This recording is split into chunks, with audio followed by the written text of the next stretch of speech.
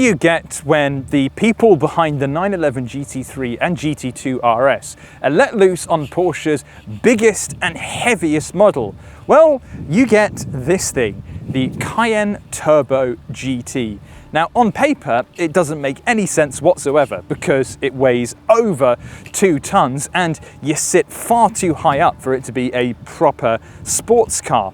But the people who have developed this really know what they're doing, and I can't wait to drive it because this might be the very first proper driver-focused SUV.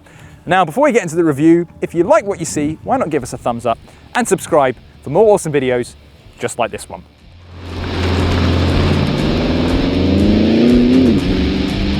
There are so many elements and upgrades that go into turning a Cayenne Coupe into a Turbo GT, but at the heart of it all is this right here. It's a 4-litre twin turbocharged V8. Now, it's not bespoke to the GT. You'll also find it in the Lamborghini Urus and Audi RS8.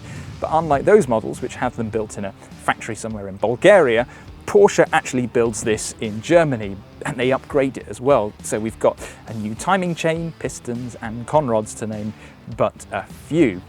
And that all means we're producing 640 horsepower and 850 Newton meters of torque, which goes to all 4 corners through an 8-speed automatic gearbox by ZF.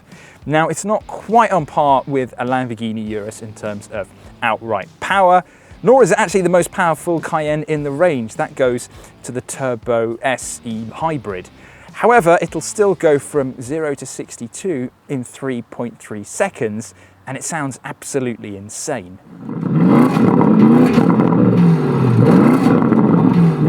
But that's not all, because there are so many chassis upgrades, and these are some of them. You have upgraded air suspension, which is not only 17 millimeters lower to the ground compared to a regular Cayenne Coupe, but it's also 15% stiffer. You also have active anti-roll bars in the car, which are designed to keep the car level. Now, you can find that elsewhere in the Cayenne range, but they've been tweaked and improved on the GT to keep it absolutely flat in the corners. Now, speaking of cornering, we have these absolutely gigantic 22-inch rims here. Now, they're in the Porsche GT design. You'll also find this kind of look on the Cayman GT4, for instance. But while they're nice and big, they're actually angled 0.45 degrees kind of closer to the car to improve turn-in and accuracy. And the same goes for steering. The electric steering rack has been improved, again, for just a bit more responsiveness in the corners, and they've also reworked the rear axle steering, so that means that when you're turning to the left, the rear axles will turn slightly in the opposite direction to give you a slightly better approach to a corner. Now, we've got the tyres here as well. It's a long list of improvements. These are bespoke Pirelli P0 tyres made especially for the Turbo GT, because they're actually, the wheels themselves are a little bit wider than what you have on the regular Cayenne. They need a special kind of tyre. So if you're going to be tracking this, expect to pay a lot of money on a new set of rubber. And of course, if you do plan on taking this to the track, you have carbon ceramic brakes as standards. This thing weighs 2.2 tons, and so you need some serious stopping power. Not only do we have all of that performance engineering underneath, but there are also plenty of GT touches on the outside. Take the front end, for instance. The revisions are actually relatively light, but there's just a little bit more aggression there compared to the Cayenne Turbo Coupe. And moving further around, we've got carbon fiber. Carbon fiber here on the wing mirrors. You also have a carbon fiber roof as well as a little bit more here on the rear wing. Now, speaking of that wing, this is actually 25 millimeters wider compared to what you get on the base car. Although I think the actual wing itself is relatively standard. They've just stuck these little winglets on either side. Kind of strange. Below that is an active rear wing. Now, this will actually lift up a little bit when you're on the road to push the car into the ground for better grip. And speaking of wings, when these two work together in conjunction with a carbon fiber diffuser down here, you actually generate 40 kilograms of downforce in something that, again, weighs 2.2 tons. Now, you may have noticed that It's actually based on the Cayenne Coupe, but it's not called a coupe. And that's because Porsche is only making one model. So unfortunately, you're not going to be able to get your Turbo GT as a conventional SUV. Not that we know of at the moment anyway. Well, this is all a little bit strange because I feel like I'm sat inside a Porsche GT product, which I am, only it feels much bigger and wider and I'm sat much higher up. Everything else though feels like it's been plucked straight from a 911 GT3. Your first point of contact is this Alcantara wrapped steering wheel. It's pure perfection to hold, and we all know that Alcantara makes everything feel more racy. It's covered in buttons too, as well as a drive select dial with a red button in the wheel for the sports response mode. More on that a little bit later. This car comes with Alcantara grab handles, although they are an optional extra, a carbon fibre panel on the dashboard around the doors, and also you get carbon fibre on the door sills with the Turbo GT logo. These 8-way seats are superb. Now you can get 18-way adjustability, but the 8-way do a fantastic job, and they come with the Turbo GT logo embroidered in the headrests. And of course, you get Porsche's now iconic clock and lap timer plonked in the center of the dashboard. This massive center console reminds you that the Cayenne is a luxury SUV at heart, and you get a nice mix of physical switches and haptic feedback touch controls. The infotainment system is ultra sharp and responsive, though the reversing camera is starting to look a little bit outdated. And of course, wireless Apple CarPlay comes as standard, but not wireless charging. There are 2 sports seats in the back as opposed to 3 regular ones, a bit like the BMW M5 CS. In fact, you can watch my review on that by clicking the link in the top right-hand corner. And you get a massive boot in the back, which is the same as the Cayenne Coupes. Of course, you can get even more space if you go for the regular Cayenne, but you can't get that as a Turbo GT. And that brings me on to price. You're looking at around £144,000 for the Cayenne Turbo GT, which makes it around 10 grand more expensive than the Turbo SE Hybrid. Now that all makes sense, but the E-Hybrid is actually more powerful and you get the benefit of the electric only running, but still, it's not really a proper comparison. If you want a proper track car, then it's the Turbo GT that you're going to want to go for. Of course, if you're after a Cayenne, there are plenty of new and used deals over at yesauto.co.uk. I'm on the Yes Auto app right now and prices start from around £20,000. Yes, it's not for a Turbo GT, but hey, it's a cheaper way into Cayenne ownership, I guess.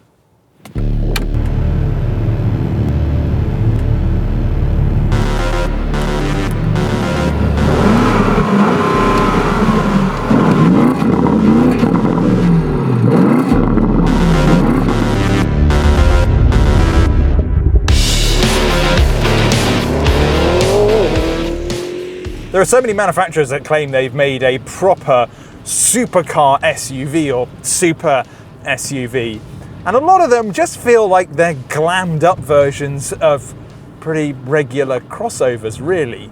This thing, however, from the off, feels like a supercar.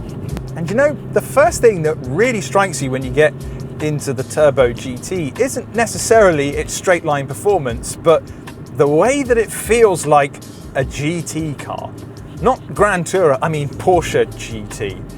The steering, for instance, is sublime. I can't believe a steering system like this features in a car as big and as heavy as a Cayenne. First of all, there's a fair bit of weight to it.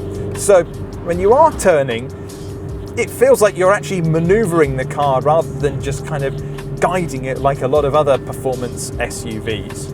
And this is one of the most responsive cars I've ever been in. You can flick the wheel from left to right, and only small inputs result in the car responding immediately. It's a really, really sharp and pointy car, which are words that you really wouldn't associate with a 2.2 ton SUV. And when you are going through the corners, for the most part, it's pretty much flat. And that's thanks to the uprated air suspension, the tweaked active anti-roll bars that prevent a very heavy car from wallowing from side to side. You can still tell that there's a bit of weight to it when you chuck it through the corners, but your mind will be blown by how composed this massive car is on a twisty road. You also need some pretty hefty brakes to stop this thing. So it's a good job that we have carbon ceramics as standard. But this is, I would say, where the car seems to feel a little bit heavy. On 90% of roads, this thing is absolutely superb to drive. But when you are on a very old B road that's really very tight, bumpy, the road surface hasn't been updated for hundreds of years, that's when this thing can feel a little bit heavy, because you're constantly thinking about your inputs and using the brake to settle the car. If you find you're going a little bit fast and you hit the brakes, yes, the car settles pretty much immediately, but there's just a very short moment of where you can kind of feel the car gathering itself up. But I want to get back to the good stuff, because this suspension system is astounding. I've currently got it in its stiffest setting, and this is absolutely what you'd want when you're on track or on one of your favorite roads. But if I slacken it off completely, it doesn't feel 100% like the most relaxed version of the Cayenne that you can get, but it's not far off. This is absolutely livable in its current setting, and that's the genius of Porsche GT. When you want it to be a proper track weapon, it can do so, but you know, when you're driving backwards and forwards to the track, you want it to drive like a normal car, an easy car, and they've absolutely nailed it on the Turbo GT. So we've got to talk about the straight line performance. So I've got it in Sport Plus, but I'm also going to press the Sport Response button, which is this red button down here on the drive mode selector. And if you do, you get a 20-second performance boost, which makes the car feel ludicrously fast. And you just know that it's built for the Nürburgring and also devouring kilometers on an autobahn, because I feel like that's where you really need it to really charge through traffic. Whereas here in the UK, as soon as you press that button, it's basically, you're just going from 0 to having your license revoked in a blink of an eye. I mean, it sounds fantastic too.